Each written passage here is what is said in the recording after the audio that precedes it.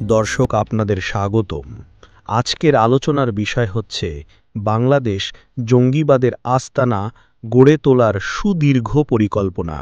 এইটা শুধু আমার কথা নয়, বিভিন্ন বিশ্লেষক এবং বুদ্ধিজীবী, রাজনীতিবিদ এবং সুশীল সমাজের চিন্তার কারণ হয়ে দাঁড়িয়েছে।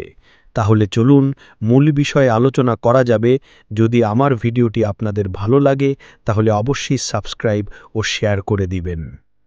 আপনারা জানেন, সাম্প্রতিক সময়ে বেশ কয়েকটি বিষয় নিয়ে আলোচনা হচ্ছে। তাদের একটি হচ্ছে মালয়েশিয়ার প্রধানমন্ত্রীর বাংলাদেশ সম্পর্কিত মন্তব্য। একটি হচ্ছে মালয়েশিয়াতে বাংলাদেশি শ্রমিক যারা জঙ্গি তৎপরতার সাথে জড়িত তাদেরকে গ্রেপ্তার করে কিছু ডিপোর্ট করার জন্য পাঠানোর জন্য বাংলাদেশে ফেরত পাঠানোর জন্য সোপর্দ করা হয়েছে, আর কিছু বিচারের জন্য মালয়েশিয়াতে বন্দী করা হয়েছে। এখন বাংলাদেশ একটি অতি জনসংখ্যার দেশ, যেই দেশটিতে বাংলাদেশের মানুষ অবিরত সংগ্রাম করছে সন্ত্রাস, চাঁদাবাজির সাথে, ধর্মীয় মৌলবাদী গোষ্ঠীর সাথে এবং দারিদ্র্য, অশিক্ষা, সামাজিক বৈষম্য, এই সব নানা বিষয়ের সাথে। এখন এই সমস্যার সমাধান কিন্তু বাংলাদেশ খুঁজে পেয়েছিল উন্নয়নের ভেতর দিয়ে। প্রধানমন্ত্রী শেখ হাসিনা ১৬ বছর ক্ষমতায় ছিলেন, প্রায় ১৬ বছর। এই ১৬ বছর সময়ের ভিতরে তিনি বাংলাদেশটিকে দক্ষিণ পূর্ব এশিয়াতে একটি গ্রহণযোগ্য জায়গায় নিয়ে যেতে সমর্থ হয়েছিলেন। তিনি পৃথিবীর নানা প্রান্তে গিয়েছেন, নানা দেশে গিয়েছেন, দেশের নানান অঞ্চলে বিভিন্ন আলোচনায়, প্রোগ্রামে তিনি বলেছেন যে বাংলাদেশে একটি জঙ্গি গোষ্ঠী বাংলাদেশের উন্নয়নকে ব্যাহত করার চেষ্টা করছে, বাংলাদেশকে আফগানিস্তানের মডেলে একটি জঙ্গি রাষ্ট্র তৈরি করার পায়তারা করছে। সাম্প্রতিক চরমনায়ের যে পীর সাহেব রেজাউল করিম, তিনি একটি আলোচনায় বললেন যে আমরা একটি ইসলামী বাংলাদেশ চাই। তো তখন তো ওনাকে বারবার জিজ্ঞেস করা হলো ইসলামী বাংলাদেশের মডেলটা কি? তিনি বললেন আফগানিস্তান মডেল। তাহলে আপনি বোঝেন, যেই দেশে লক্ষ লক্ষ মুরিদানের পীর বাংলাদেশে একটি আফগানিস্তান মডেলের বাংলাদেশ চায়, তাহলে মেয়েদের কলেজগুলো, বিশ্ববিদ্যালয় মেয়েদের সিটগুলো, মেডিকেল কলেজে নারীদের শিক্ষা এবং সর্বোপরি নারীরা যে চাকরি করে সেগুলো বাংলাদেশে বন্ধ করে দিতে হবে। তার মানেটা কি দাঁড়াচ্ছে? প্রধানমন্ত্রী শেখ হাসিনা যেইভাবে বলে এসেছিলেন যে আমরা একটি প্রগতির বাংলাদেশ চাই, ধর্মনিরপেক্ষ একটি বাংলাদেশ চাই, অসাম্প্রদায়িক একটি বাংলাদেশ চাই, ডেমোক্রেটিক একটি বাংলাদেশ চাই, এই বাংলাদেশকে সামনের দিকে নিয়ে যাওয়ার জন্য যত রকমের চেষ্টা তদবির দরকার সবই তিনি করেছেন। কিন্তু মৌলবাদীদের মিথ্যা প্রপাগান্ডা, এবং আপনারা জানেন যে বাংলাদেশ একটি ধর্মপ্রাণ মানুষের দেশ। এদেশের লতাপাতাও ধর্ম নিয়ে কথা বলে। এদেশের লতাপাতা, ঘাস পাতা যা আছে সেইগুলো কিন্তু ধর্ম পালনে অভ্যস্ত এবং ব্যস্ত। কিন্তু ধর্মের যে অনুষঙ্গ, ধর্মটা যে কিভাবে আমাদের দেশে ধর্ম আসলো, এই ধর্মের হাকিকত কি, এই নিয়ে তাদের কোনো মাথা ব্যথা নেই। যেই সব মোল্লা একদিন আগে এবং একদিন পরে তার কথা ৩৮০ ডিগ্রি বদলিয়ে ফেলে, সেই রকম মোনাফেকদের ওয়াজ শোনার জন্য কিন্তু লক্ষ লক্ষ মানুষ, বেহেশতের টিকিট কেনার জন্য লক্ষ লক্ষ মানুষ নিজের সর্বস্ব ওই ওয়াজে গিয়ে চাঁদা দেয়। তো সেই বাংলাদেশে আজকে প্রধানমন্ত্রী শেখ হাসিনা বিতাড়িত, তার এ দেশে থাকার এখন কোনো অবস্থান নেই, যার কারণে তিনি ভারতে আশ্রয় নিয়েছেন। তো এখন কিন্তু ভারত এই দাবিটি করেনি, এই দাবিটি করেছে কে? মালয়েশিয়া।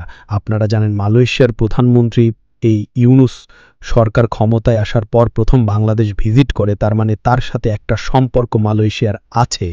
তারপরও মালয়েশিয়ার পুলিশ প্রধান, মালয়েশিয়ার কোনো রাজনৈতিক নেতা বা ব্যক্তি কিন্তু এই কথাটি বলেননি যে বাংলাদেশের ১৫০ জনের একটি গ্রুপ মালয়েশিয়াতে একটি অনলাইন প্ল্যাটফর্ম চালায় এবং তারা প্রতি বছরে ৫০০ রিঙ্গিত করে চাঁদা সংগ্রহ করে বাংলাদেশের সরকার উৎখাত এবং সিরিয়ায় আইএস এবং বাংলাদেশে আইএসের মধ্যে একটি খেলাফত প্রতিষ্ঠার জন্য তারা এই টাকা ডোনেশন দেয়। তার মানেটা কি দাঁড়াচ্ছে? পুরা পৃথিবী মিলে বাংলাদেশের এই মৌলবাদী শক্তি যেন উত্থান না হতে পারে সেই চেষ্টা যখন করছে, তখন ডক্টর ইউনূসের নেতৃত্বে বাংলাদেশে ভাঙা হচ্ছে বিভিন্ন মাজার, ভাঙা হচ্ছে মাজার সংলগ্ন মাজারের সাথে রিলেটেড মসজিদও কিন্তু মুক্তি পাচ্ছে না, ভাঙা হচ্ছে মন্দির, ভাঙা হচ্ছে মানুষের ব্যবসা প্রতিষ্ঠান, ভাঙা হচ্ছে প্রগতিশীল মানুষের বাড়ি এবং ঘর। হত্যা করা হচ্ছে আওয়ামী লীগের রাজনীতির সাথে জড়িত মানুষ। তারা কারা?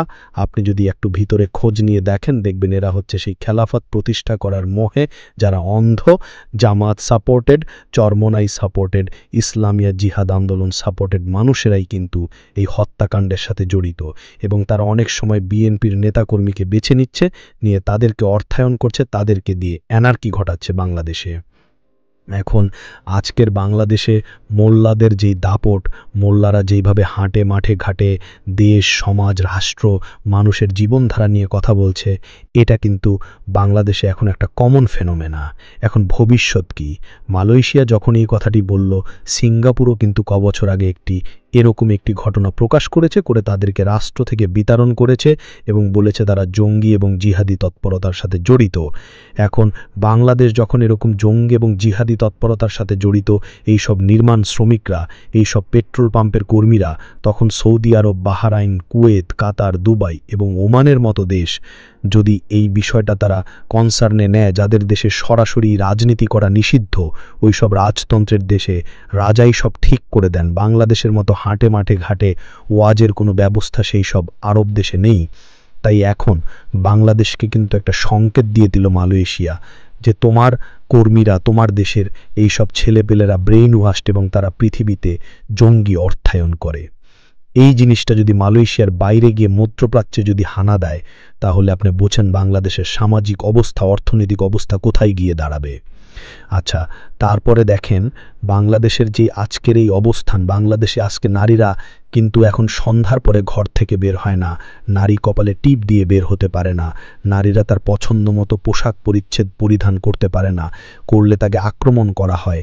কারা আক্রমণ করে? এই মৌলবাদী গোষ্ঠীর মানুষেরা আক্রমণ করে। এবং তারা এখন চেষ্টা করছে সমস্ত মৌলবাদীদেরকে এক করে বাংলাদেশের ক্ষমতাটি গ্রহণ করার। আর ডক্টর ইউনূস তাতে মদত দিচ্ছে। ডক্টর ইউনূস কেন মদত দিচ্ছে? ডক্টর ইউনূসের মদত দেওয়ার মূল কারণ হচ্ছে যে বাংলাদেশে যদি বিএনপি ক্ষমতায় আসে, তাহলে কিন্তু বাংলাদেশের যে কনস্টিটিউশন, বাংলাদেশের যে ৭১-এর মহান মুক্তিযুদ্ধ, সেই ধারাবাহিকতাই কিন্তু বাংলাদেশ যাবে। তারা তাদের মতো চালাবে, কিন্তু বাংলাদেশের যে রাষ্ট্রের ভিত্তিমূল, সেটা কিন্তু পরিবর্তন হবে না। ডক্টর ইউনূস সেটাকেই পরিবর্তন করতে চান। কেন পরিবর্তন করতে চান? মালয়েশিয়ার মাহাতির মোহাম্মদ সাম্প্রতিক একটা বক্তব্যে বলেছিলেন যে দেখো, বাংলাদেশে আন্দোলন করেছে, জনগণের নীতি, আদর্শ, উদ্দেশ্য, তাদের একটি রাজনৈতিক একটা ধারণা ছিল, তাদের এই রাষ্ট্রের সাথে, এই দেশের সাথে, এই দেশের রাজনীতির সাথে একটা সম্পর্ক ছিল, তারা ঐক্যবদ্ধভাবে একটি আন্দোলন করেছে। কিন্তু এখন ডক্টর ইউনূস যেটা করছেন, ডক্টর ইউনূসের তো কোনো রাজনৈতিক কোনো অবস্থান নেই, রাজনৈতিক কোনো ভিউ নেই, দর্শন নেই। তাহলে ডক্টর ইউনূস বাংলাদেশের মানুষের উপরে যেটা চাপিয়ে দিতে চাইবেন, সেটা বাংলাদেশের মানুষ গ্রহণ করবে কেন? এবং সেটাই দেখা যাচ্ছে, সব জায়গায় অ্যানার্কি, সব জায়গায় দুরবস্থা।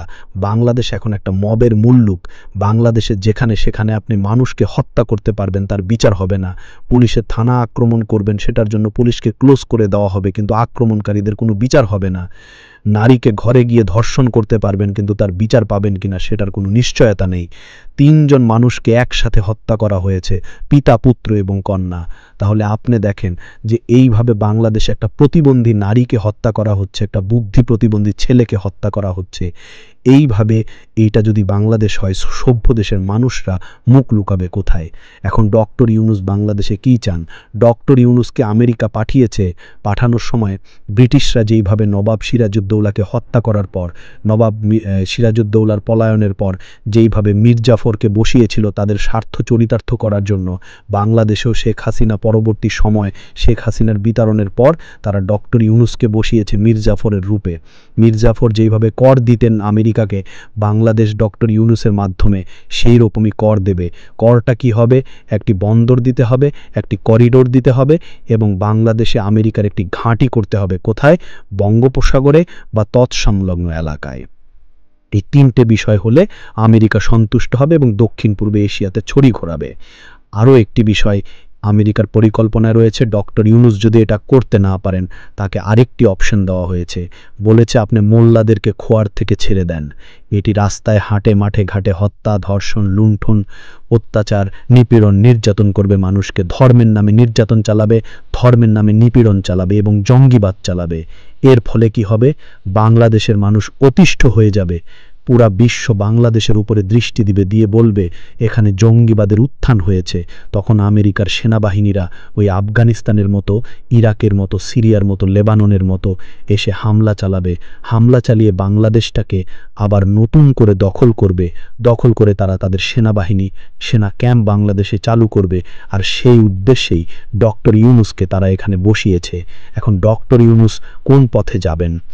সরাসরি মানুষের মতামতকে উপেক্ষা করে একটি বন্দর, একটি আমেরিকার বেস, এয়ার বেস, যেখানে এসে আমেরিকা তার সেনাবাহিনীর সমাগম করবে এবং একটি ডিপ সি পোর্ট দিয়ে দিবেন, নাকি সেকেন্ড লাইনে যাবেন যে জঙ্গিবাদীদেরকে উস্কানি দিয়ে তুলে দিয়ে দেশটাকে অস্থিতিশীল করি, আমেরিকা দিয়ে যুদ্ধ করাবেন? আপনি ব্যাপারটা দেখেন। এখন যদি আপনি একটু খেয়াল করে দেখেন, ইউনূস কিন্তু সেকেন্ড লাইনে যাচ্ছে। অর্থাৎ প্রথম লাইনে যেহেতু বিএনপি চায় না, ইভেন জামাতও সব সময় এটাতে মতামত